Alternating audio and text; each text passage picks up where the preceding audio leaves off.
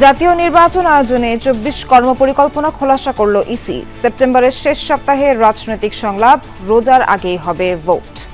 ৩১শে October পর্যন্ত যাদের বয়স 18 বছর হবে তাদেরকে নিয়ে একটা ভোটার তালিকা করব। জিআইএসএ ম্যাপ জাতীয় যে কাজগুলো আছে সেগুলো আমরা 30শে সেপ্টেম্বরের ভিতর কমপ্লিট করব। ভোটের রোডম্যাপকে স্বাগত জানালো বিএনপি। আগে সংস্কার হলেই দেশের মঙ্গল, বলছে জামায়াতে ইসলামী। ডাকসু নির্বাচনে ইশতেহার দিল ছাত্রদল। আচরণবিধি ভাঙার অভিযোগ শিবিরের, সেনা মোতায়েনের সুযোগ নেই, বিবৃতি আইএসপিআর-এর। শাটডাউনে অচল দেশের সব প্রকৌশল বিশ্ববিদ্যালয়। বিএসসি ও ডিপ্লোমা শিক্ষার্থীদের দাবির নিরপেক্ষ সমাধানের আশ্বাস দুই উপদেষ্টার। সরকার তো এটাকে সিরিয়াসলি দিচ্ছে, 4 জন উপদেষ্টাকে দিয়ে এবং ওদের সেক্টরের নেতৃত্ব করছেন। আমরা তো দেখছি, তো এখন তো আন্দোলন করে কোনো লাভ নেই। বাবার জবানবন্দিতে শুরু হলো শহীদ আবু সাইদ হত্যা মামলার সাক্ষ্য গ্রহণ। পুলিশ সহ জড়িতদের সর্বোচ্চ শাস্তি দাবি। গুম প্রতিরোধ অধ্যাদেশের খসড়ার চূড়ান্ত অনুমোদন দিল উপদেষ্টা পরিষদ। 120 দিনের মধ্যে বিচার ও সর্বোচ্চ সাজা, মৃত্যুদণ্ডের বিধান। মহাপরিচালক পর্যায়ের বৈঠকে সীমান্ত হত্যা ও অবৈধ পুশিন বন্ধের দাবি বিজিবির। কিছু বাংলাদেশি স্বেচ্ছায় ফিরছেন, উদ্ভট দাবি বিএসএফ প্রধানের। From my side, there is a great exfiltration happening. People are coming back. They are coming back through proper channels.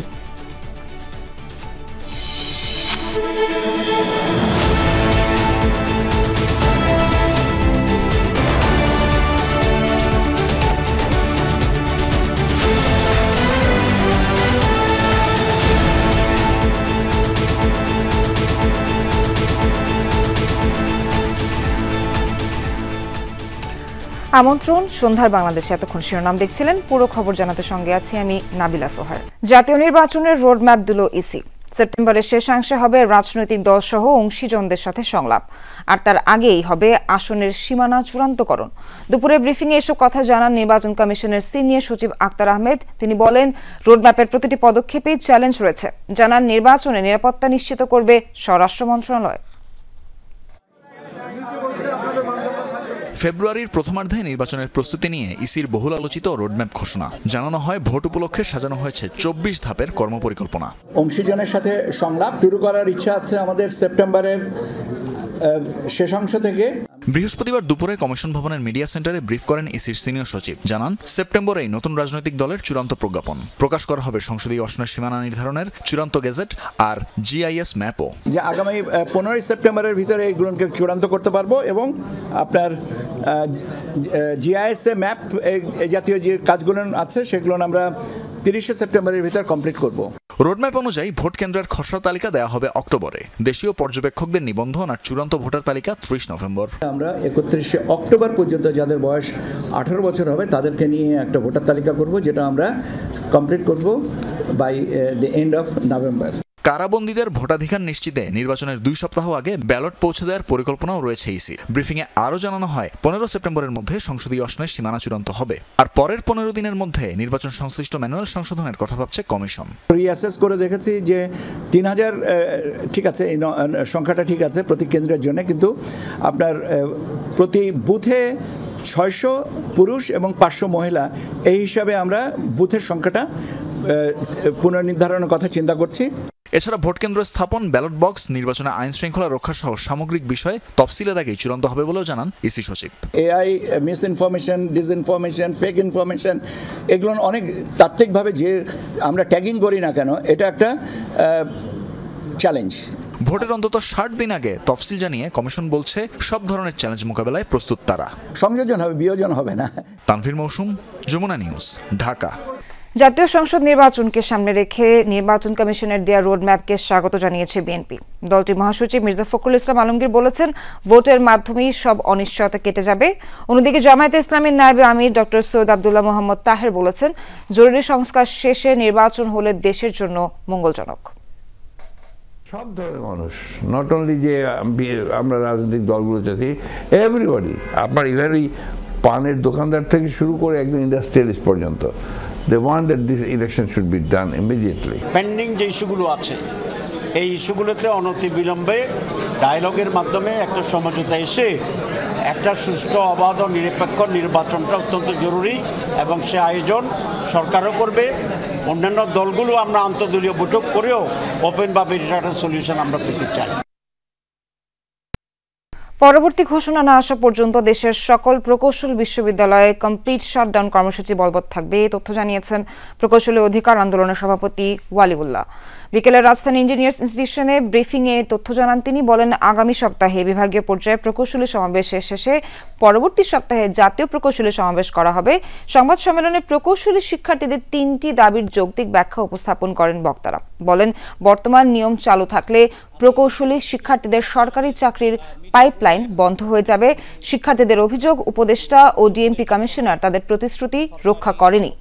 শিক্ষার্থীদের ওপর হামলা বা নির্যাতনের ঘটনায় কোনো তদন্ত কমিটি গঠন করা হয়নি, বরখাস্ত বা আটক করা হয়নি কোনো পুলিশ সদস্যকে। উল্টো শিক্ষার্থীদের মব সৃষ্টিকারী হিসেবে ফ্রেমিং করা হচ্ছে। সরকারি কর্ম আমরা শুরু করছি, তার আগে আপনারা অনেকেই আমাদের এই লিংকে জাস্ট ক্লিক করলে আপনি আমাদের মিডিয়া গ্রুপে বলছেন যে যারা ডিপ্লোমা করে এবং উপদেষ্টা সহ সরকারি কর্মকর্তাদের গতকাল আমাদের ডিএমপি কমিশনার উনি যে কমিটমেন্টগুলো করে দিয়েছেন, আজকেও তার কোনো ফলপ্রসূ রেজাল্ট আসেনি। আমরা সারা দেশে এই কমপ্লিট শাটডাউনটা ক্যাম্পাসের এটা আমরা বলবৎ রাখছি। এটি জাতীয় সমাবেশ সম্পূর্ণ হবে, যেটা আমরা সম্পূর্ণভাবে জনদুর্ভোগ এড়িয়ে চলার জন্য আমরা এই ধরনের কর্মসূচি মনস্থির করেছি। এই মুহূর্তে মৎস্য ভবনের সামনে সড়কে অবস্থান নিয়েছেন প্রকৌশল শিক্ষার্থীরা। সেখানে আছেন সহকর্মী শকত মঞ্জুর শান্ত। শান্ত, শিক্ষার্থীদের মিছিলের গন্তব্য কোথায় ছিল আর সেখানকার অবস্থা এখন কি দেখছেন আমাদেরকে একটু জানাবেন। সোহার, আমরা এখানে একটি সংবাদ সম্মেলন করছিলেন যারা আন্দোলনরত শিক্ষার্থীরা রয়েছেন, প্রকৌশলী শিক্ষার্থী। সেই সংবাদ সম্মেলনে আমরা জানতে পারি যে তাদের আরও একটি অংশ, শিক্ষার্থীদের আরেকটি অংশ, যেহেতু গতকালকেই তাদেরকে প্রতিশ্রুতি দেওয়া হয়েছিল যে তদন্ত কমিটি গঠন করা হবে পুলিশের হামলার প্রতিবাদে এবং সেটার বিচারের প্রক্রিয়ার হিসাবে তদন্ত কমিটি গঠন করা হবে, কিন্তু সেটি এখন পর্যন্ত গঠন করা হয়নি। সেই প্রতিবাদেই তারা একটি মিছিল নিয়ে তারা কিন্তু যাচ্ছিলেন।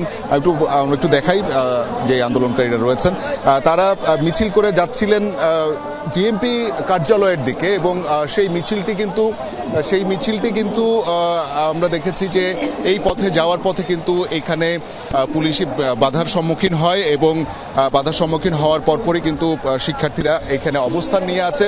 কিছুক্ষণ আগে ডিসি মাসুদের কুশপুত্তলিকা দাহ করা হয়েছে, তার পদত্যাগের দাবি করা হয়েছে এবং শিক্ষার্থীরা কিন্তু এখানে যে কথাগুলো বলছেন যে তারা আসলে কোনোভাবেই জনদুর্ভোগ সৃষ্টি করতে চান না, কিন্তু তাদের যেই কর্মসূচি সেই কর্মসূচিতে বাধা প্রদানের প্রতিবাদ স্বরূপ তারা কিন্তু এখানে কিছু সময়ের জন্য অবস্থান নিয়ে আছেন এবং পরবর্তীতে এই অবস্থান শেষ করে তারা আবার ইঞ্জিনিয়ার্স ইনস্টিটিউটে গিয়ে একটা ব্রিফ করবেন যে আসলে পরবর্তীতে তারা আর কোনো দাবি সম্পৃক্ত হয়েছে কিনা।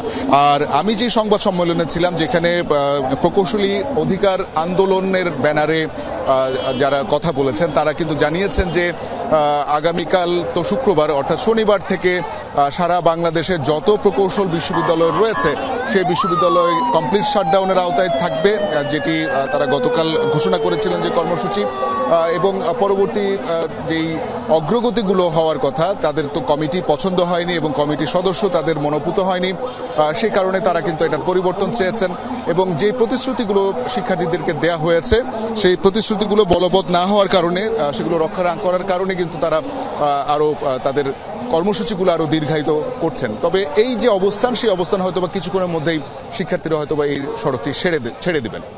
সোহার, শান্ত, আপনাকে অনেক ধন্যবাদ। বিএসসি ও ডিপ্লোমা শিক্ষার্থীদের পাল্টাপাল্টি দাবির ব্যাপারে নিরপেক্ষতার সাথে সমাধান করা হবে, এ সংক্রান্ত কমিটির সভাপতি উপদেষ্টা মোহাম্মদ ফাজল কবির খান জানান এজন্য 14 সদস্যের ওয়ার্কিং গ্রুপ গঠন করা হয়েছে। কমিটি দুই পক্ষের দাবি শুনে নির্ধারিত 1 মাসের মধ্যে যৌক্তিক সমাধানে পৌঁছাতে পারবে বলে আশাবাদী উপদেষ্টা সৈয়দা রেজওয়ানা হাসান। বলেন, এজন্য আন্দোলনের আর প্রয়োজন নেই, তাদের জনদুর্ভোগ সৃষ্টি না করার আহ্বান জানিয়েছেন উপদেষ্টারা।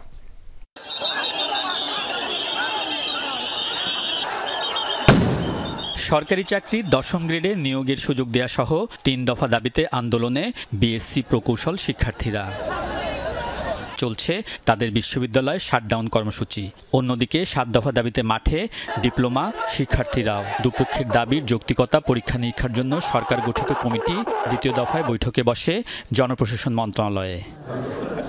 বিদ্যুৎ ও জ্বালানি উপদেষ্টা মোহাম্মদ ফাউজুল কবির খানের সভাপতিত্বে প্রায় 1 ঘণ্টা বৈঠক করে কমিটি। সিদ্ধান্ত হয় দুই পক্ষের যৌক্তিক দাবি বাস্তবায়নে গণপূর্ত সচিব নজরুল ইসলামের নেতৃত্বে 13 সদস্যের ওয়ার্কিং গ্রুপ গঠনের। উপদেষ্টারা জানান, সমস্যা দীর্ঘদিনের, একদিনে এর সমাধান সম্ভব না। যারা বিভিন্ন বিষয় দাবি দেওয়া নিয়ে আন্দোলন করছেন তাদের একটা প্রতিনিধি দল সকল সময়ে সরকারের আমাদের সাথেও বসতে পারেন, ওয়ার্কিং গ্রুপের সাথেও বসতে পারেন।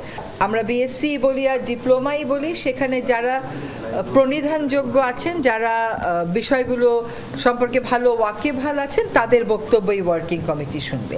কারণ আমাদের তো একটা সময় দিতে হবে। আমি তো বলে দিতে পারবো না যে আমি এই দাবিটা মেনে নেব। কারণ এখানে হচ্ছে এই জিনিসটা হচ্ছে যে আপনি যেই একটা দাবি গ্রহণ করলে একদল খুশি হবে, আরেকটা দাবি গ্রহণ করলে আরেক দল খুশি হবে। তো আমাদের তো একটা বিবেচনা আনতে হবে। তো আন্দোলনকারী সব পক্ষের দাবি নিরপেক্ষভাবে সমাধানের চেষ্টা করা হবে বলে জানিয়েছেন কমিটির সভাপতি উপদেষ্টা ফাউজুল কবির খান। একদিকে 3 দফা আছে, একদিকে 7 দফা আছে। তো আমাদের কাজ হচ্ছে একটা সেতু নির্মাণ করা, যাতে দুই পক্ষই এক জায়গায় আসতে পারে, যে আমরা এটা নিরপেক্ষতার সঙ্গে কারো পক্ষপাতিত্ব না করে আমরা এই সমস্যার একটা ন্যায্য সমাধান করতে চেষ্টা করব। এই অবস্থায় আন্দোলনের যৌক্তিকতা দেখেন না উপদেষ্টারা। আমাদের একটা অনুরোধ থাকবে সকলের কাছে, যে যেহেতু এগুলো আসলে অনেক পুরনো বিষয়, এটা নতুন কোনো বিষয় না, সেহেতু আন্দোলন যারা করেন তারা যেন জনদুর্ভোগের সৃষ্টি না করেন। আন্দোলন করছেন তো এই তো হয়ে গেছে, যে আপনারা তো এই যে সরকার তো এটাকে সিরিয়াসলি দিচ্ছে, 4 জন উপদেষ্টাকে দিয়ে এবং ওদের সেক্টরের নেতৃত্ব করছেন। আমরা তো দেখছি, তো এখন তো আন্দোলন করে কোনো লাভ নেই। উপদেষ্টারা বলেন, প্রকৌশল বিশ্ববিদ্যালয়গুলোতে চলমান শাটডাউন কর্মসূচি প্রত্যাহার ও আন্দোলন স্থগিতের ক্ষেত্রে আলোচনা করে ব্যবস্থা নেবেন বিশ্ববিদ্যালয় ও সংস্থার প্রধানরা। আলমগীর স্বপন, যমুনা নিউজ, ঢাকা। ডাকসু নির্বাচনকে ঘিরে উৎসব মুখর পরিবেশ ঢাকা বিশ্ববিদ্যালয় প্রাঙ্গণে। আছে আচরণবিধি লঙ্ঘনের পাল্টাপাল্টি অভিযোগ। এরই মধ্যে দুপুরে 10 দফা ইশতেহার ঘোষণা করেছে ছাত্রদল সমর্থিত প্যানেল। অন্যদিকে ভোটের দিন নিরাপত্তা নিয়ে শঙ্কা জানিয়েছে শিবির। তবে বিশ্ববিদ্যালয়ের নির্বাচনে স্ট্রাইকিং ফোর্স হিসেবে সেনাবাহিনী মোতায়েনের কোনো সুযোগ নেই বলেও জানিয়েছে সেনাবাহিনী। ডাকসু নির্বাচনের আমেজ এখন গোটা ঢাকা বিশ্ববিদ্যালয় জুড়ে। বৃহস্পতিবার সকাল থেকেই ক্যাম্পাসে প্রচারণায় ব্যস্ত প্রার্থীরা। কেন্দ্রীয় সংসদের পাশাপাশি হল সংসদেও জমে উঠেছে নির্বাচনী আবহ। আমাদের যারা অনাবাসিক ভোটার, এদের সঙ্গে আমাদের দেখা হওয়ার সুযোগটা একটু কম। সো সবকিছু মিলিয়ে আমরা চেষ্টা করছি ভোটারদের কাছে পৌঁছানোর জন্য। 90 দশকের পর এবারে হয়তো খুব সম্ভবত সব থেকে বেশি গণতান্ত্রিক ধারায় এবারে নির্বাচনটা হবে আর কি ডাকসুতে। কোনো দলীয় যে প্যানেল আছে সেখান থেকে না হয়ে স্বতন্ত্র যারা আছে, যাদের ব্যক্তির যোগ্যতা যাদের বেশি, তারাই হবে। এদিন বেলা 12টা নাগাদ 10 দফা ইশতেহার ঘোষণা করেছে ছাত্রদল সমর্থিত প্যানেল। ঢাকা বিশ্ববিদ্যালয়কে শিক্ষা ও গবেষণা কেন্দ্রিক করা, নারী নিরাপত্তা নিশ্চিত করা এবং হয়রানিমূলক প্রশাসনিক ব্যবস্থার অবসান প্রাধান্য পেয়েছে ইশতেহারে। আমাদের এই নির্বাচনী ইশতেহার সম্মিলিতভাবে এমন একটি ক্যাম্পাস গড়ে তোলার প্রত্যয়, যেখানে সকলের শিক্ষা, স্বাস্থ্য, নিরাপত্তা, মর্যাদা, গবেষণা, ক্যারিয়ার উন্নয়ন, সাংস্কৃতিক বিকাশ ও গণতান্ত্রিক অধিকার প্রতিষ্ঠার পূর্ণ নিশ্চয়তা থাকবে। অন্যদিকে ভোটের দিন নিরাপত্তা ব্যবস্থা নিয়ে শঙ্কা প্রকাশ করেছেন বাংলাদেশ গণতান্ত্রিক ছাত্র সংসদ বাকছাসের জিএস প্রার্থী আবু বাকের মজুমদার। একই সঙ্গে আচরণবিধি লঙ্ঘনের অভিযোগ আনেন ঐক্যবদ্ধ শিক্ষার্থী জোটের ভিপি পদপ্রার্থী সাদিক কায়েম। মূল সংখ্যাটা মূলত নির্বাচন কমিশনকে নিয়ে। এই নির্বাচন কমিশন ইতিমধ্যে নিরপেক্ষতা হারিয়েছেন। শিক্ষার্থীরা আশঙ্কা করছে আসন্ন ডাকসু নির্বাচন সুষ্ঠু হয় কিনা সেই বিষয়টি নিয়ে, এবং আমাদের মধ্যেও সেই আশঙ্কার জায়গাটি তৈরি হয়েছে। আচরণবিধিতে সুস্পষ্টভাবে বলা আছে রাত 11টার পরে কোনো ধরনের প্রচারণা করা যাবে না, কিন্তু খুবই দুর্ভাগ্যের বিষয় বিভিন্ন প্রার্থীরা তারা রাত 12:30টায় প্রচারণা করছে এবং সেগুলো মিডিয়া আসতেছে এবং নির্বাচন কমিশনের কাছে যাওয়ার পরে সেগুলোর কোনো ধরনের ব্যবস্থা গ্রহণ করা হচ্ছে না। ডাকসু নির্বাচনে স্ট্রাইকিং ফোর্স হিসেবে দায়িত্ব পালনের কোনো সুযোগ নেই বলে জানিয়েছে সেনাবাহিনী। এ নিয়ে চিফ রিটার্নিং কর্মকর্তা জানান, সেনাবাহিনীর থাকা নিয়ে পরিকল্পনা হয়েছিল, এখন সিদ্ধান্ত প্রশাসনের। 9 সেপ্টেম্বর অনুষ্ঠিত হবে ডাকসু নির্বাচন সুষ্ঠু করতে 3 স্তরের নিরাপত্তা ব্যবস্থা থাকবে বলে জানিয়েছে নির্বাচন কমিশন। সুমাইয়া ঐশী, যমুনা নিউজ, ঢাকা। জাকসু নির্বাচনে অংশ নিতে 25 সদস্যের প্যানেল ঘোষণা করেছে ছাত্রদল। জিএস পদে লড়াইয়ে মনোনয়ন পেয়েছেন নারী প্রার্থী। এদিকে রাকসুতে শুরু হয়েছে প্রার্থীদের ডোপ টেস্ট কার্যক্রম। প্রথম বর্ষের শিক্ষার্থীদের ভোটার করতে ক্যাম্পাসে বিক্ষোভ মিছিল করেছে ছাত্রদল। ভোটের হাওয়া চট্টগ্রাম বিশ্ববিদ্যালয়ে।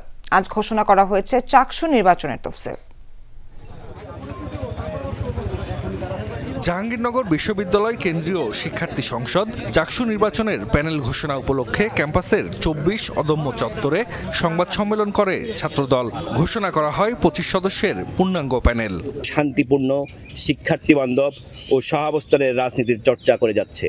ছাত্রদলের প্যানেলে ভিপি প্রার্থী শেখ সাদি হাসান, জিএস পদে লড়ছেন তানজিলা হোসাইন বৈশাখী, এজিএস পুরুষ পদে সাজ্জাদুল ইসলাম ও এজিএস নারী পদে প্রার্থী আঞ্জুমানারা ইকরা।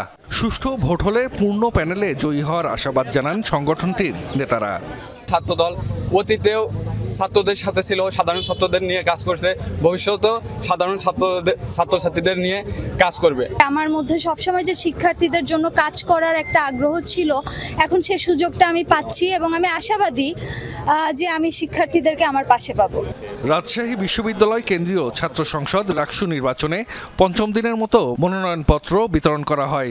শুরু হয়েছে প্রার্থীদের ডোপ টেস্ট কার্যক্রমও। প্রথম দিনে বিশ্ববিদ্যালয় মেডিকেল সেন্টারে 87 জনের নমুনা সংগ্রহ করা হয়। প্রথম বর্ষের শিক্ষার্থীদের ভোটার তালিকায় অন্তর্ভুক্ত করার দাবিতে ক্যাম্পাসে বিক্ষোভ মিছিল করে ছাত্রদল। প্রথম বর্ষের হাজার হাজার শিক্ষার্থীদের ভোটার অধিকার থেকে বঞ্চিত করে রাকসু থেকে দূরে রেখে আজকে যে নির্বাচনের ষড়যন্ত্র করছে এই ফকির নজরুল কমিশন, আমরা তার তীব্র নিন্দা ও প্রতিবাদ জানাচ্ছি। এদিকে প্রায় 3 যুগ পর চট্টগ্রাম বিশ্ববিদ্যালয় কেন্দ্রীয় ছাত্র সংসদ চাকসু নির্বাচনের তফসিল ঘোষণা করা হয়েছে। আগামী 14 সেপ্টেম্বর থেকে শুরু হবে মনোনয়নপত্র বিতরণ। ভোট হবে 12 অক্টোবর। আমরা সবার স্বতঃস্ফূর্ত অংশগ্রহণে একটি চমৎকার, সৌন্দর্যপূর্ণ, সুন্দর, স্বাভাবিক একটা নির্বাচনের প্রত্যাশা করি। নির্বাচন সুষ্ঠু করতে সব ধরনের ব্যবস্থা নেওয়ার আশ্বাস প্রশাসনের। জাহিদ হাসান, যমুনা নিউজ। বাংলাদেশ নিয়ে আন্তর্জাতিক ষড়যন্ত্র হচ্ছে বলে অভিযোগ করেছেন বিএনপির স্থায়ী কমিটির সদস্য হাফিজউদ্দিন আহমেদ। তিনি বলেন, বিদেশি পিআর পদ্ধতি দেশে কার্যকর হলে জনপ্রতিনিধিদের খুঁজে পাবে না জনগণ। স্থায়ী কমিটির আরেক সদস্য আমির খসরু মাহমুদ চৌধুরী বলেন, যে দল জন আকাঙ্ক্ষা ধারণ করতে ব্যর্থ হবে তারাই আগামীতে অপ্রাসঙ্গিক হয়ে পড়বে। রাজধানীতে আলাদা অনুষ্ঠানে তারা এসব কথা বলেন। স্বাধীনতা সার্বভৌমত্ব রক্ষায় মুক্তিযোদ্ধারা আমৃত্যু আপোষহীন এমন শিরোনামে জাতীয় প্রেস ক্লাবে সংগঠনের প্রতিষ্ঠাবার্ষিকী উপলক্ষে এই আলোচনা সভার আয়োজক জাতীয়তাবাদী মুক্তিযোদ্ধা দল। এতে কয়েকশো মুক্তিযোদ্ধা অংশ নেন, স্মৃতিচারণ করেন মুক্তির লড়াইয়ের সাহসী দিনগুলোর। আমরা হাফ প্যান্ট পরে যুদ্ধ করেছি, আমরা অস্ত্র হাতে যুদ্ধ করেছি। অনুষ্ঠানে ছিলেন বীর মুক্তিযোদ্ধা বিএনপি স্থায়ী কমিটির সদস্য অবসরপ্রাপ্ত মেজর হাফিজউদ্দিন আহমদ বীর বিক্রম। বলেন, যারা বাংলাদেশ চায়নি তারাই এখন নানা দাবির নামে নির্বাচন বানচালের ষড়যন্ত্র করছে। এই 5-6 জন ব্যক্তি, কেউ আমেরিকা থেকে এসেছে, কেউ লন্ডন থেকে এসেছে, তাদের কথায় তো সংবিধান পরিবর্তন হতে পারে না এবং তাদের 2-4 জনের অভিমত কখনো সংবিধানের উপরে প্রায়োরিটি প্রতিকার পেতে পারে না। বাংলাদেশকে নিয়ে অনেক হেলাফেলা করা হচ্ছে, বাংলাদেশকে নিয়ে আন্তর্জাতিক ষড়যন্ত্র চলছে। সুতরাং এই সময় মুক্তিযোদ্ধা এবং মুক্তিযুদ্ধের প্রজন্মকে আমাদেরকে আবার সজাগ হতে হবে। রাজধানীর এক হোটেলে সেমিনারে অংশ নিয়ে বিএনপি স্থায়ী কমিটির আরেক সদস্য আমির খসরু মাহমুদ চৌধুরী বলেন, রাজনীতিতে সকল দলের জন্য সমান সুযোগ নিশ্চিত করতে হবে। ওই থ্রেশহোল্ড ক্রস করতে হলে সবার জন্য লেভেল প্লেইং ফিল্ড ক্রিয়েট করতে হবে। একজন ফ্যাসিস্ট ডিক্টেটর পালিয়ে যাওয়ার পরে বাংলাদেশের সকলের মনোজগতে একটা বড় পরিবর্তন হয়েছে না? বিশাল পরিবর্তন হয়েছে। যে সমস্ত রাজনীতিবিদ, যে সমস্ত রাজনৈতিক দল এই মনোজগতের পরিবর্তন বুঝতে পারবে না, এই প্রত্যাশা আকাঙ্ক্ষা বুঝতে পারবে না, তাদের কোনো ভবিষ্যৎ নাই। নেতারা বলেন, রাষ্ট্র পরিচালনার সুযোগ পেলে ৩১ দফার আলোকে নারী, শিশু, শিক্ষা, সংস্কৃতি, কৃষিসহ মানুষের ভাগ্য বদলের চেষ্টা করবে বিএনপি। আমাদের ছেলেমেয়েরা most intelligent people in the world, I tell you. Arefin Shakil, Jamuna news, Dhaka. দর্শক, সংবাদের শুরুতে যেমনটা আমরা চেষ্টা করেছিলাম নির্বাচনের রোডম্যাপ বিশ্লেষণ করতে আমাদের সঙ্গে স্টুডিওতে আবারও যুক্ত হচ্ছেন সাবেক নির্বাচন কমিশন সংস্কার কমিশনের সদস্য জেসমিন টুলি। টুলি ম্যাম, আপনাকে আরও একবার স্বাগত যমুনা স্টুডিওতে। আপনার কাছে আমার প্রথম প্রশ্ন, রাজনৈতিক অঙ্গনে একটা বড় দাবি ছিল ভোটের রোডম্যাপ। নির্বাচন কমিশনের এই কর্মপরিকল্পনা আপনি কিভাবে দেখছেন? আপনি আসুন।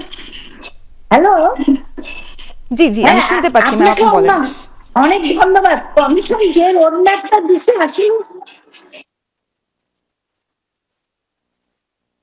আসলে টেকনিক্যাল ফল্ট, এর মধ্যে কথা বলা যাবে না, এটা আপনি বুঝতে পারছেন। আমি বুঝতে, আমার কথা কি শুনতে পাচ্ছেন? কি শুনতে পাচ্ছি ম্যাম, আপনি বলেন। আমি শুনতে পাচ্ছি, আমরা সবাই শুনছি। আচ্ছা, কমিশন যে রোডম্যাপটা দিছে, মোটামুটি কমিশন তার ইলেকশনের পূর্বে যে সমস্ত কাজ করতে হয় তার মধ্যে সবগুলো কভার করেছে এবং যে সময়সীমা নির্ধারণ করছে সেটার মধ্যেও যদি কমিশন কাজ করে নির্বাচন স্মুথলি এবং ধাপে ধাপে করা যাবে। এবং যে রোডম্যাপটা কমিশন পলিটিক্যাল পার্টির সাথে আলোচনা করবে সেখানেও আছে, এবং আইন শৃঙ্খলা পরিস্থিতির জন্য আইন শৃঙ্খলা বাহিনীর সাথে সবকিছু মোটামুটি অ্যাকোমোডেট করা হয়েছে এই রোডম্যাপে। ম্যাম, আপনার কাছে আমার আরেকটি প্রশ্ন আছে।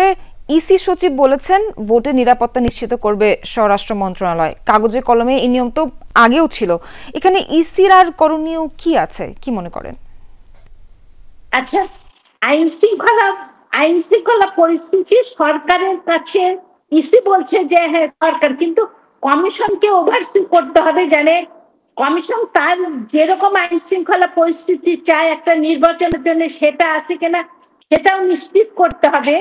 কারণ ভোটাররা ভোট দিতে আসবে কমিশনের পর আস্থা রেখে, সেই জন্য সরকার আইন শৃঙ্খলা পরিস্থিতি নিয়ন্ত্রণ ঠিক করলে কমিশনকে ওটা দেখতে হবে যে ভোটারদের নিরাপত্তাটা নিশ্চিত হচ্ছে কিনা, পলিটিক্যাল পার্টির প্রার্থীরা যেন নিশ্চিন্তে প্রচারণা করতে পারে সেগুলো কমিশনকে দেখতে হবে সরকারের সাথে সাথে। জেসমিন টুলি ম্যাম, আপনাকে অসংখ্য ধন্যবাদ আমাদেরকে সময় দেওয়ার জন্য, আর যান্ত্রিক ত্রুটির জন্য অত্যন্ত দুঃখিত। জীবদ্দশায় ছেলের চাকরি দেখতে না পেলেও সন্তানের হত্যাকারীদের বিচার দেখতে চান মকবুল হোসেন। আজ আন্তর্জাতিক অপরাধ ট্রাইব্যুনালে সাক্ষ্য দেওয়ার সময় এই কথা বলেন জুলাই গণঅভ্যুত্থানের প্রথম শহীদ আবু সাইদের বাবা। অন্যান্য সাক্ষীরাও তুলে ধরেন আবু সাইদ হত্যার ঘটনার বিবরণ। জড়িতদের সবার দৃষ্টান্তমূলক শাস্তি চান তারা। পুলিশের অস্ত্রের সামনে দুহাত প্রসারিত নির্ভীক আবু সাইদ হয়ে ওঠেন স্বৈরাচার বিরোধী কোটি মানুষের প্রেরণা। বেগম রোকেয়া বিশ্ববিদ্যালয়ের এই ছাত্র নিজে মৃত্যুকে আলিঙ্গন করলেও ঘুরিয়ে দেন জুলাই গণঅভ্যুত্থানের মোড়। 16 জুলাই বাবা মকবুল হোসেন যখন সন্তান নিহতের খবর পান তখন আকাশ ভেঙে পড়ে মাথায়। ট্রাইব্যুনালে দেওয়া সাক্ষ্যে তিনি বলেন, জীবদ্দশায় ছেলের চাকরি হয়েছে এমনটা দেখতে চেয়েছিলেন, সেই স্বপ্ন পূরণ না হওয়ায় জীবদ্দশায় দেখতে চান হত্যাকারীদের উপযুক্ত বিচার। ওনার আকাঙ্ক্ষা ছিল যে ওনার ছেলে চাকরি করবে, উনি এটা দেখে যাবেন, কিন্তু উনি এটা দেখতে পারেননি। এখন ওনার আকাঙ্ক্ষা হচ্ছে যে উনি ওনার ছেলে হত্যাকাণ্ডের বিচার দেখে যেতে চান। বাবার এই জবানবন্দির মধ্য দিয়ে শুরু হলো জুলাই গণঅভ্যুত্থানের প্রথম শহীদ আবু সাইদের হত্যা মামলার সাক্ষ্য গ্রহণ। ছেলে হত্যার সাথে জড়িত পুলিশ সদস্য সহ আওয়ামী লীগ ছাত্রলীগের চান দৃষ্টান্তমূলক শাস্তি।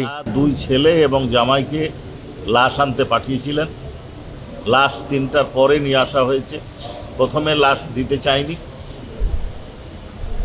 পরবর্তীতে লাশ আসার পরে প্রশাসন অর্থাৎ পুলিশ এবং ইউনো সহ অন্যান্যরা তাকে রাত্রেই দাফন করার জন্য চাপ সৃষ্টি করেছিল। এদিকে গুমের মামলায় সাবেক র্যাব কর্মকর্তা আলেপুদ্দিন ও মহিউদ্দিন ফারুকের বিরুদ্ধে 30 নভেম্বর তদন্ত প্রতিবেদন দাখিলের নির্দেশ দিয়েছেন ট্রাইব্যুনাল 2। র্যাব এবং পুলিশ কর্মকর্তা যাদের বিরুদ্ধে ইনফোর্সড ডিসঅ্যাপিয়ারেন্স অর্থাৎ গুমের অভিযোগের মামলার তদন্ত প্রতিবেদন জমা দেওয়ার জন্য দিন ধার্য ছিল। ইনভেস্টিগেশন এজেন্সির আবেদনের প্রেক্ষিতে প্রসিকিউশন 3 মাসের সময় আবেদন করেছিলেন। আগামী 30 নভেম্বর 25 তারিখে এই দুটি মামলার তদন্ত প্রতিবেদন দাখিলের জন্য ট্রাইব্যুনাল দিন ধার্য করেছে। এছাড়া 4 আগস্ট রাজধানীর ফার্মগেটে গোলাম নাফিসকে হত্যা মামলায় এডিসি সচিন মল্লিককে কারাগারে পাঠানোর নির্দেশ দেন আন্তর্জাতিক অপরাধ ট্রাইব্যুনাল 1। মাইনুল মারুফ, যমুনা নিউজ, ঢাকা। গুম প্রতিরোধ, প্রতিকার ও সুরক্ষা অধ্যাদেশ 2025-এর খসড়া নীতিগত অনুমোদন দিয়েছে উপদেষ্টা পরিষদ। প্রধান উপদেষ্টার কার্যালয়ে উপদেষ্টা পরিষদের বৈঠকে এই অনুমোদন দেওয়া হয়। এতে গুমের সংজ্ঞা নির্ধারণ, অভিযোগ গঠনের 120 দিনের মধ্যে বিচারের বাধ্যবাধকতা এবং সর্বোচ্চ শাস্তি মৃত্যুদণ্ডের বিধান রাখা হয়েছে। গুম খুন বিরোধী মত দমনে শেখ হাসিনা আমলের অত্যাচার অবিচারের আরেক বড় হাতিয়ার। গুম কমিশনের রিপোর্টে উঠে এসেছে আয়নাঘর নামে গোপন বন্দিশালায় অমানবিক নির্যাতনের কত না কষ্টের স্মৃতি। ভবিষ্যতে রাষ্ট্র ক্ষমতায় গিয়ে কেউ যেন মারাত্মক অপরাধ করতে না পারে এ লক্ষ্যে অধ্যাদেশ করতে যাচ্ছে অন্তর্বর্তী সরকার। গুম কমিশন সহ বিভিন্ন মানবাধিকার প্রতিষ্ঠান ও সংস্থার মতামত ও পরামর্শ পর্যালোচনা করে এর খসড়া করা হয়েছে। আজকে ব্রিফিংয়ে প্রধান উপদেষ্টার প্রেস সচিব জানান, গুমকে সংজ্ঞায়ন করা হয়েছে সর্বোচ্চ সাজার বিধান, মৃত্যুদণ্ড। গোপন আটক কেন্দ্র স্থাপন বা ব্যবহারকে শাস্তিযোগ্য অপরাধ হিসেবে উল্লেখ করা হয়েছে। জাতীয় মানবাধিকার কমিশনকে গুম সংক্রান্ত অভিযোগ গ্রহণ ও তদন্ত করতে ক্ষমতা প্রদান করা হয়েছে। খসড়া অধ্যাদেশে গুম প্রতিরোধ, প্রতিকার ও সুরক্ষায় ট্রাইব্যুনাল গঠন এবং অভিযোগ গঠনের 120 দিনের মধ্যে বিচারের বাধ্যবাধকতা রাখা হয়েছে। ভুক্তভোগী তথ্য প্রচারকারী ও সাক্ষীর অধিকার সুরক্ষা, ভুক্তভোগীর ক্ষতিপূরণ ও আইনগত সহায়তার নিশ্চয়তা সম্বলিত বিধান সন্নিবেশ করা হয়েছে। অধ্যাদেশটিকে গুম প্রতিরোধ, প্রতিকার ও সুরক্ষার নিমিত্তে তহবিল গঠন এবং তথ্য ভান্ডার প্রতিষ্ঠার বিধানও অন্তর্ভুক্ত হয়েছে। এটা নিয়ে আরো ডিসকাশন হবে সামনে। আজকে জাস্ট নীতিগতভাবে এটা অনুমোদিত হয়েছে। এছাড়াও নৌপরিবহন মন্ত্রণালয়ের আওতাধীন চিলাহাটি স্থলবন্দর, দৌলতগঞ্জ স্থলবন্দর, টেগামুখ স্থলবন্দর বন্ধ ঘোষণা সহ বাল্লা স্থলবন্দরের অপারেশনাল কার্যক্রম স্থগিত রাখার প্রস্তাব অনুমোদন করা হয়েছে উপদেষ্টা পরিষদের বৈঠকে।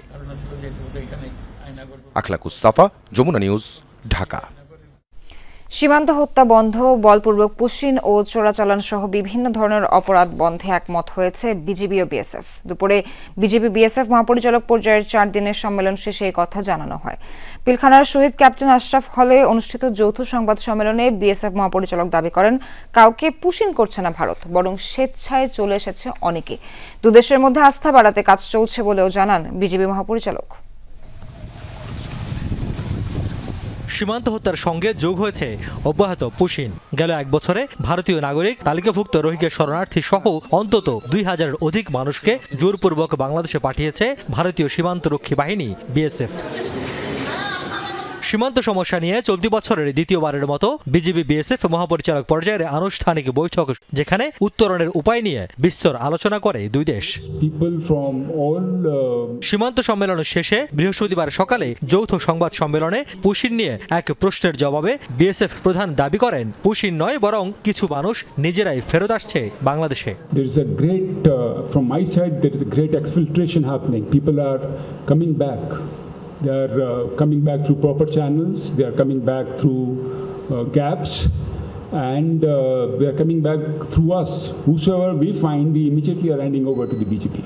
প্রশ্ন ওঠে সীমান্ত হত্যা, বিএসএফের মারণাস্ত্রের ব্যবহার নিয়েও। এ নিয়ে নিজেদের মতামত তুলে ধরেন বিজিবি বিএসএফ মহাপরিচালক। BSF personnel fires only and only as a last resort in the face of imminent threat to his life, in self-defense, irrespective of the nationality. In no situation, in no case, lethal weapon should be used, which would cause the death of that individual. That we have emphasized, and then the Excellency DG BSF, along with the delegation, assured us they would continue their highest effort so that loss of life doesn't take place. এক প্রশ্নের উত্তরে দুই বাহিনীর মধ্যে আস্থা বিশ্বাস বাড়াতে বিভিন্ন কার্যক্রম চালুর কথা জানান বিজিবি মহাপরিচালক। No border killing or whether the fencing should be there or not at the border.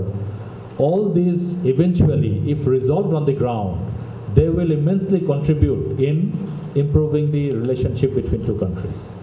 এছাড়াও মাদক, অস্ত্র, মানব পাচারের মতো সীমান্ত অপরাধ নিয়ন্ত্রণে নানা পরিকল্পনা গ্রহণ করা হয়েছে বলে জানানো হয় সংবাদ সম্মেলনে। রিয়াজ রায়হান, যমুনা নিউজ, ঢাকা।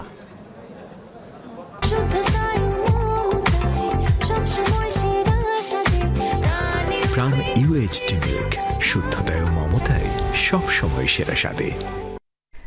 দিনাজপুরের একটি রিসোর্টে অনৈতিক কর্মকাণ্ড চালানোর অভিযোগ এনে ভাঙচুর অগ্নিসংযোগ করা হয়েছে। পুলিশ জানায় দীর্ঘদিন ধরে রিসোর্টটি নিয়ে অভিযোগ করে আসছিল তৌহিদি জনতার ব্যানারে কিছু স্থানীয় লোকজন। দুপুরে তাদের বিক্ষোভের খবর শুনে নিজেদের লোকজনকে জড়ো করা রিসোর্ট মালিক এ সময় দুপক্ষ সংঘর্ষে জড়িয়ে পড়ে।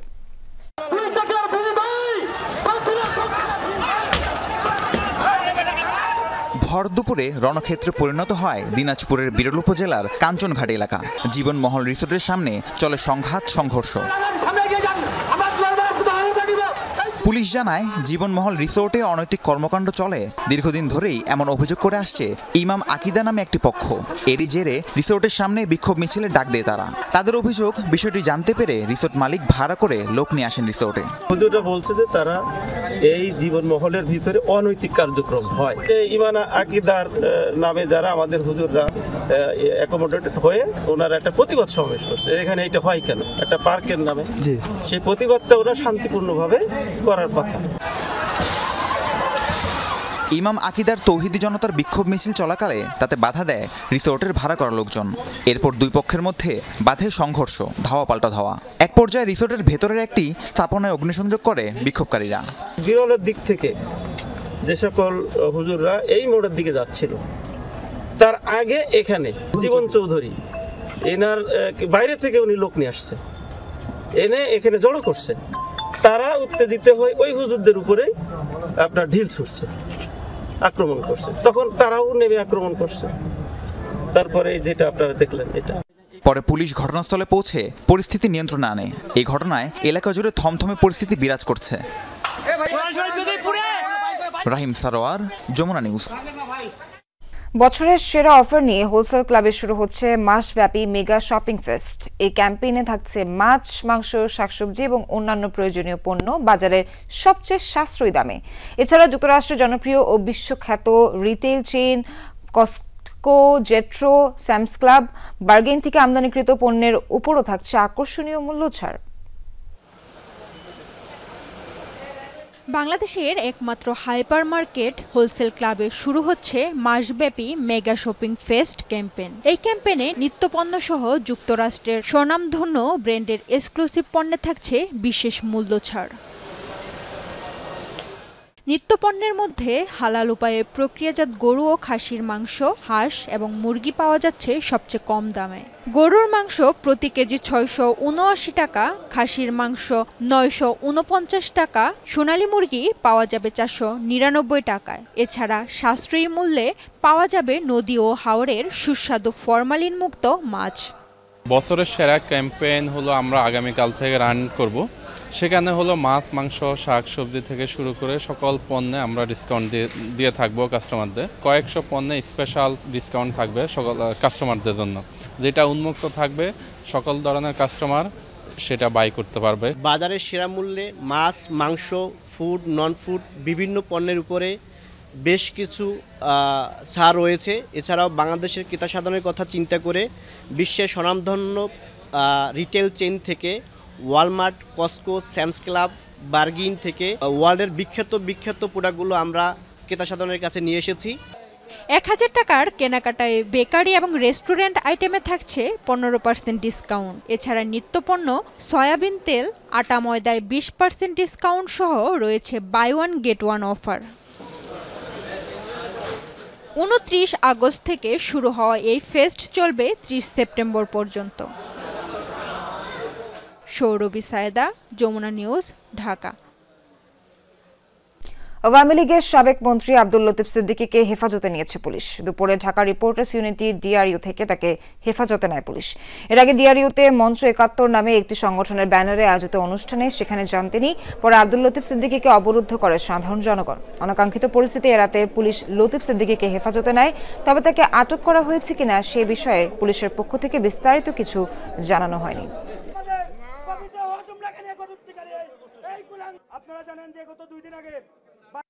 ফ্যাসিবাদকে কোথাও আমরা একত্রিত দেব না।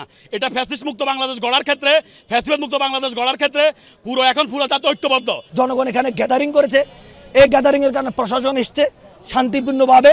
যারা প্রতীত আওয়ামী লীগ নিষিদ্ধ ছাত্রলীগের নেতাকর্মী ছিল প্রশাসন তাদেরকে অ্যারেস্ট করছে। আমরা এটা যাচাই বাছাই করবো, যাচাই করে লিগ্যাল যে প্রসিডিউর হবে, আইনগত ব্যবস্থা, সেটা আমরা পদক্ষেপ গ্রহণ করব। আমি 16 জুলাই বলেছি এই সরকারের পতন চাই। বৈষম্য বিরোধী আন্দোলন যারা করছে আমি তাদেরকে 100% সমর্থন করি। কর্ণফুলী টানেল নির্মাণে রাষ্ট্রের 585 কোটি টাকার ক্ষতির অভিযোগে সাবেক সড়ক পরিবহন ও সেতু মন্ত্রী ওবায়দুল কাদের সহ 4 জনের বিরুদ্ধে মামলা করেছে দুদক। আর ব্যাংক থেকে 1600 কোটি টাকার বেশি আত্মসাতের অভিযোগে এস আলম সহ 40 জনের বিরুদ্ধে মামলা হয়েছে। অন্যদিকে রাষ্ট্রীয় গুরুত্বপূর্ণ পদে বসতে 200 কোটি টাকা ঘুষ দেওয়ার অভিযোগে জাতীয় ক্যান্সার গবেষণা ইনস্টিটিউটের সাবেক পরিচালক গোলাম মোস্তফার বিরুদ্ধে অভিযান পরিচালনা করেছে দুদক। মহাখালী জাতীয় ক্যান্সার গবেষণা ইনস্টিটিউটে বৃহস্পতিবার দুদকের অভিযান। প্রতিষ্ঠানটির সাবেক পরিচালক ডাক্তার মোহাম্মদ গোলাম মোস্তফার ব্যক্তিগত নথিপত্র জব্দ করতে 2 সদস্যের টিম।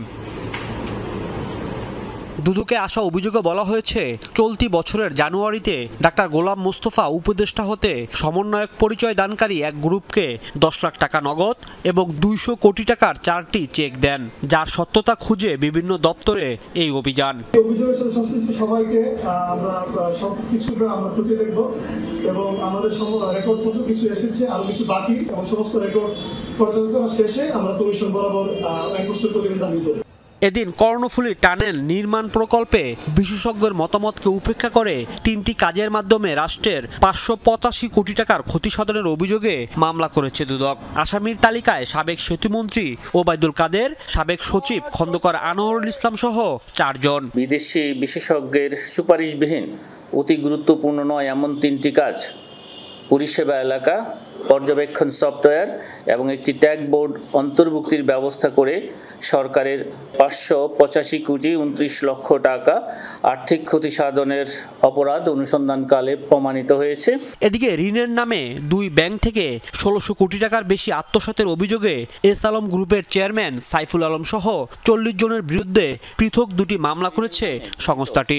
1077.11 কোটি টাকা পরবর্তীতে মোহাম্মদ সাইফুল আলম চেয়ারম্যান এস আলম গ্রুপের স্বার্থ সংশ্লিষ্ট বিভিন্ন প্রতিষ্ঠানে স্থানান্তর, রূপান্তর এবং হস্তান্তরের অপরাধ অনুসন্ধানকালে প্রমাণিত হয়েছে। 5 কোটি টাকা আত্মসাতের অভিযোগে মামলা হয়েছে ইসলামী ব্যাংকের সাবেক এমডি মনিরুল মাওলা সহ 4 জনের বিরুদ্ধে। সঠিক প্রক্রিয়ায় বিতরণ না করে। রাজীব আহমেদ, যমুনা নিউজ। গাজায় তীব্র রূপ ধারণ করেছে দুর্ভিক্ষ। অনাহারে অপুষ্টিতে মৃত্যু হয়েছে আরও 10 জনের, এদের মধ্যে 2 শিশু রয়েছে। এ নিয়ে গাজায় অনাহারের মৃতের সংখ্যা দাঁড়িয়েছে 313 জনে। এদের মধ্যে 119 জন শিশু। গাজা সিটি ও সংলগ্ন এলাকার পরিস্থিতি সবচেয়ে ভয়াবহ। সেপ্টেম্বরের মধ্যে দেইর আল বালা ও খান ইউনিসেও ছড়াবে সংকট। খরা বা প্রাকৃতিক দুর্যোগের কারণে নয়, গাজায় দুর্ভিক্ষকে মানবসৃষ্ট বিপর্যয়ে আখ্যা দিয়েছে জাতিসংঘ। ত্রাণের গাড়ি আটকে রাখা, প্রবেশপথগুলোয় বোমা বর্ষণ, ইসরায়েল নিয়ন্ত্রিত ত্রাণ কেন্দ্রে নিয়মিত হামলা, এসব কারণে তীব্র রূপ ধারণ করেছে সংকট। গাজায় প্রতিটা মানুষের দিন কাটছে তীব্র ক্ষুধা নিয়ে। মৃত্যু ঝুঁকিতে 5 লাখের বেশি অনাহারী অপুষ্টিতে ভোগা মানুষ। সেপ্টেম্বরের মধ্যে এই সংখ্যা ছাড়াতে পারে 6,40,000। নিজেদের বাঁধ নিজেরাই উড়িয়ে দিল পাকিস্তান প্রশাসন। বুধবার প্রবল বন্যা পরিস্থিতির মাঝে পাঞ্জাবে হয় এই ঘটনা। নিয়ন্ত্রিতভাবে ধ্বংস করা হয় মৌসুমী বৃষ্টিতে ফুলে ফেপে ওঠা আরেকটি বড় বাঁধের পাশে নির্মিত এই বাঁধটি। চেনাব নদীর কাদিরাবাদ বাঁধে পানির চাপ বেড়ে গেলে বিস্ফোরণ ঘটানো হয় প্রান্তিক বাঁধটিতে। বড় ক্ষতি এড়াতে পানি প্রবাহ ঘুরিয়ে দিতেই নেওয়া হয় এই পদক্ষেপ। ভয়াবহ বন্যার কবলে পাঞ্জাবেতে পুরো প্রদেশ জুড়ে জারি করা হয়েছে সতর্কতা। দর্শক, এখানেই শেষ করছি আজকের সন্ধ্যায় বাংলাদেশের আয়োজন। সঙ্গে থাকার জন্য ধন্যবাদ সবাইকে।